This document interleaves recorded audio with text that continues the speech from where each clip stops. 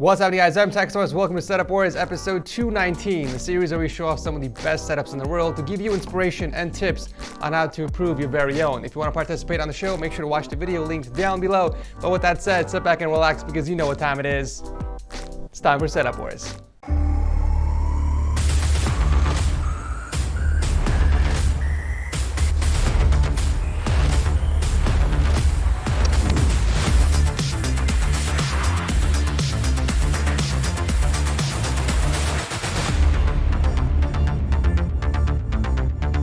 As a content creator, it's very important for me to save time and money. Instead of taking time out of my busy schedule to go out there and shoot scenes for my videos, I use Storyblocks instead, who was also kind enough to sponsor today's video. Storyblocks has the largest offering of over 1 million royalty-free assets. I can't begin to tell you how convenient it is having access to everything from stock photos to videos and even music and sound effects all in one place. I like using the abstract backgrounds the most to grab the viewer's attention. I'm sure you guys have seen me use a few of these in the past videos, but I also use a lot of their sound effects in my videos as well.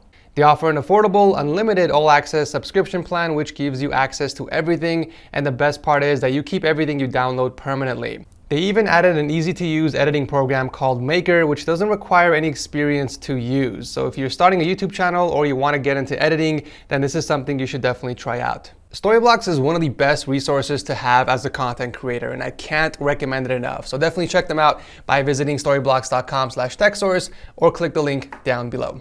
Kicking off the show is Carson, coming from somewhere deep in the jungle, who is also an active member of my Discord server. Now, the first time I saw this setup, I immediately thought of Carter's setup from episode 193. Remember that Vietnam camouflage setup he built in his basement?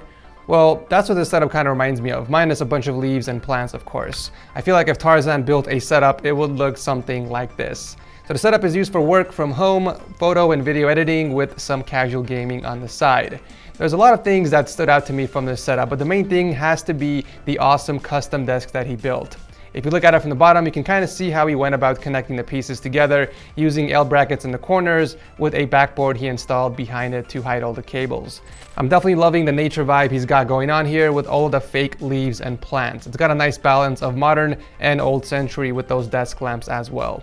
I also like his monitor layout, very similar to mine, but with the 27-inch 4K display tilted near the bottom to make room for a 25-inch up top as an overhead. He used to have one of the monitors in vertical mode, but found that it wasn't really useful, so he changed it up to this one for more functionality. There's definitely a lot of stuff on the desk. Some of the smaller things like the knife, notebook, and watch could be stored away if not being used, but overall I think he did a great job keeping everything organized and tidy. For peripherals, Carson is rocking the Ducky 1.2 Mini in white, paired with the Logitech G Pro X mouse. And he did indeed drill a hole in the desk to route the keyboard wire and the wires from both of the Logitech MX speakers.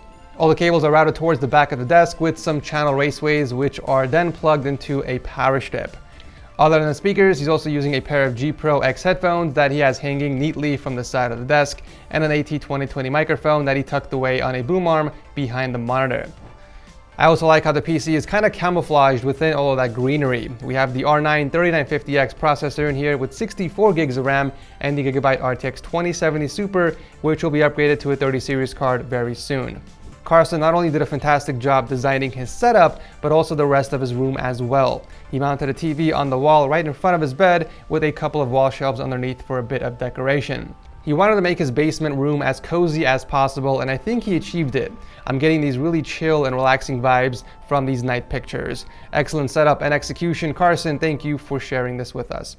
Coming in at number 2 is Fahad from Saudi Arabia and his cyberpunk-inspired gaming room. I have never seen a game get this much hype before it's released, to a point where people are already obsessing about it. I'm seeing custom cyberpunk themed PCs and now setups being popped up everywhere. I just really hope it lives up to its hype because I'm one of those fanboys who are actually excited for the game too. So the main setup is where he does most of the PC gaming. It's a pretty compact setup built with a motorized base and a Linman tabletop. It might be too cramped for some people, but Fahad did a great job keeping everything evenly spaced out and organized. He's using a 27-inch Razer Raptor monitor, which is the first time I'm seeing on the show. And for peripherals, we got the Corsair K70 keyboard with the ROG Chakram gaming mouse. What's interesting here is that he used a tiny right angle raceway to help route the keyboard wire underneath the mousepad and through the desk, which I haven't seen before. But I love the dedication here. All the cables are routed underneath the desk using these custom raceways that he built, and then to a Signum in the back. For speakers, he did keep things simple with an Astro A50 gaming headset for output and a Blue Ember microphone for input. Fahad stated in the notes that he is going to be streaming really soon, hence why he's got the full GoXLR mixer in combination with the Elgato Stream Deck, but he's also rocking dual PCs as well. My man is fully equipped and ready to go. The streaming PC is a pre-built with an i7-9700KF and a GTX 1070, while the main gaming PC is equipped with a Ryzen 7 3800X and the Asus Strix RTX 2080 Ti White Edition. Such an awesome looking build, by the way. I love the custom cables you added and great choice on the cooler. I don't know if you knew this, by the way, but you can buy a heatsink cover with white inserts, so it adds a bit of white to the cooler. And if you want to take it a step further, you can even paint the heatsink cover as well, which I think will look amazing in your build. One of the things I love about Fahad's Cyberpunk gaming room is that he didn't go overboard with the decoration or the art. It's really clean and has a bit of minimalism to it. I can definitely see myself chilling on those floor sofas. Tell me those don't look comfortable to sit on. I especially love the painted IKEA wall shelves in the corner, and he even matched the controllers on the Switch. A perfectly executed and refreshing Cyberpunk themed gaming room. Thank you, Fahad, for sharing it with us.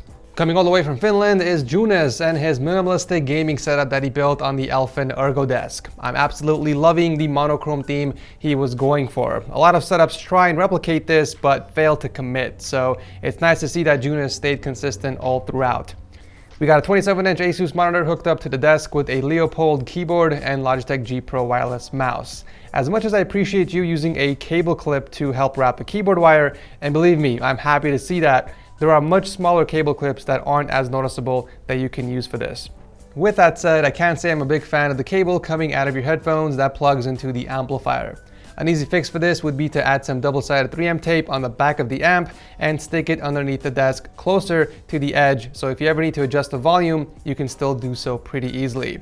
This way you can eliminate all the unnecessary cables from the surface. Also, you might have to hang the headphones from underneath the desk if you decide to go that route, but luckily there are a million of budget headphone hangers that you can buy. Speaking of cables, can we appreciate the amount of work he put into the cable management underneath the desk?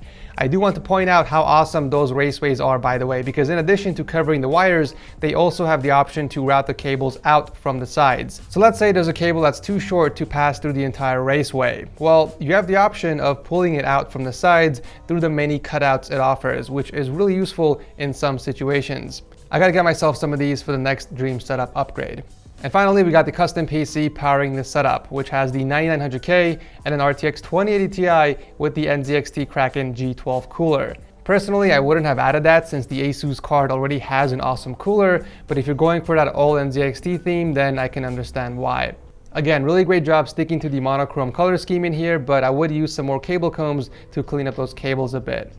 The setup could definitely use some touch-ups, but overall it's a solid start to a great setup. Thank you, Jonas, for entering. Who is that handsome, delicious little man on the TV? Well, that is none other than TechSource, the man himself, and what appears to be a part of a triple display setup. This is Justin's dorm room setup that he uses for productivity, gaming, and of course, schoolwork. At first, I was a bit intimidated by the amount of displays, but upon further inspection of the setup, I was pleasantly surprised that it was somewhat budget friendly. He's using two 24-inch Scepter monitors and a budget 55-inch TCL TV up top. Even the peripherals are budget focused. He's using the Redragon K582 keyboard and the M801P wireless gaming mouse. I guess I'm just surprised because within all of that sea of budget gaming gear, we have some high-end Apple products as well, like the 2018 13-inch iPad Pro and a 15-inch MacBook Pro. I guess we know where most of the budget went to. My man Justin has a little bit of everything. He's definitely getting the best of all three worlds. He's got Apple products, two consoles, and a custom PC to complete the collection. There's just so much temptation over here, and it would be too distracting. If this was my dorm setup, I would fail all of my classes in a heartbeat. I wish you included some pics of your PC, but after finding out it's a pre-built from Digital Storm, I would be ashamed of showing it off as well. Thank you, Justin, for entering, and good luck with your studies, man. Wrapping up the episode is Ken's Happy Place from Orange County, California. He's a college instructor, and this is the setup he uses for pretty much everything, from work to gaming, streaming, and the extremely frequent FAP session. That is good to know, Ken. That is good to know. He built the setup on top of a 74-inch back and countertop with a few capital legs to give it some spacing between the Alex drawers. He's rocking dual stack 27-inch 144Hz monitors with a 32-inch off the side in vertical mode. And can we just take a moment to appreciate how the vertical monitor is the perfect height of both of the other monitors? For peripherals, Ken is using the TechWare Phantom gaming keyboard with HyperX double-shot printing keycaps and the Logitech G 502 Proteus mouse. He said in the notes that he doesn't want to drill a hole in the desk to route the cables, and I can respect that, but at least pick up an air duster or some Windex to clean up the mouse pad and the wrist rest a little bit. It's looking more crustier than my grandpa's feet.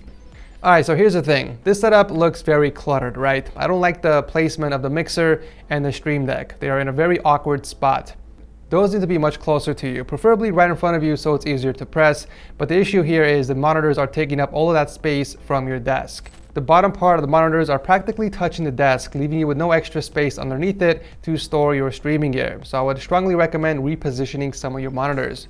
Personally, I would have gone with a TIE Fighter style with the 32-inch in the middle and both 27-inch on the sides, giving you a lot of extra space to work with, but the 32-inch monitor is only capped at 60 Hz and it wouldn't make sense this way. I feel like you shot yourself in the foot with this monitor layout. I also feel like those Funko Pop boxes deserve to be in a better place than just stacking them on your desk like that. If you really are into collecting these and you have a passion for this, then they deserve more attention than they are getting. The PC part of the setup is probably the only thing that I don't have any feedback on this set. Actually, I lied. What's going on with your rear fan? Does the lighting not work or did you turn it off yourself? By the way, bonus points for that baby Groot hanging from the cables. Overall, I'm sorry to say, but I'm a bit disappointed because I know this setup has the potential to be so much more, but there were definitely some interesting choices that have been made. I would say the biggest roadblock for this setup has to be the monitor layout. If you fix that, everything else will fall in place. Nonetheless, thank you, Ken, for entering. And that is it for this episode. As always, make sure to leave a comment down below on which of these was your favorite setup. And if you guys enjoyed the video, consider dropping a like before you head out, as it does help out the channel a lot. If you guys are new here, consider dropping a sub because we do setup wars every single Monday. Thanks again so much for watching. I love you beautiful ankles, and I'll see you very soon in the next one.